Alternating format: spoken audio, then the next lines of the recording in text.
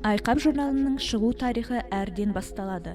1910 жылы патша үкіметі Мұхамеджан Сералиннің журнал шығару туралы өтінішіне қол қойды және журналда шығаруға рұқсат берді.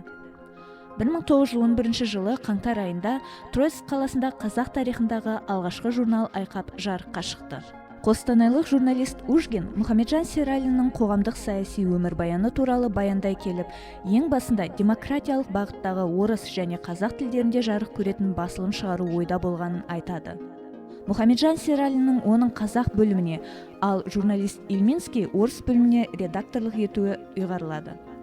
Ильминский қазақ байлары Иманшалов, Алдияров және Қылышбаевпен газетке материалдық қолдау жасау жөнінде келіссөз жүргізе бастайды.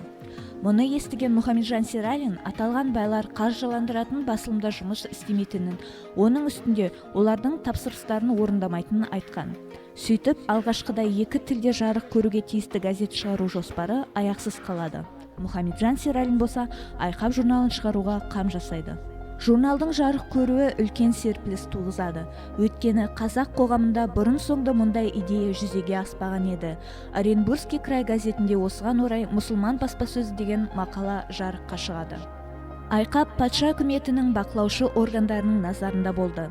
Сондықтан да цензорлар империяның бір шетіндегі мекенде шығып жатқан баспасөз органдарынан ұлы державалық патриотизмді және патшаның ішкі және сыртқы саясатын толық қолдауды талап етті.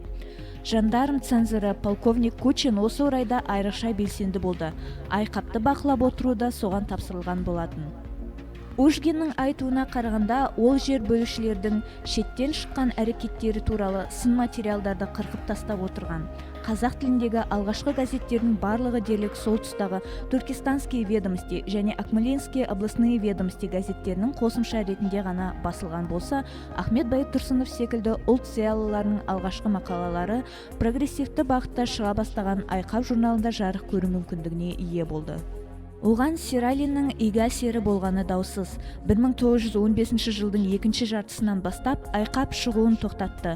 Журналдың жабылу себебі Бекхожин оның бетінде большевик Сырамоловтың бірінші дүниежүзілік соғысты кінәлаған мақаласы себеп болды деп түсіндіреді.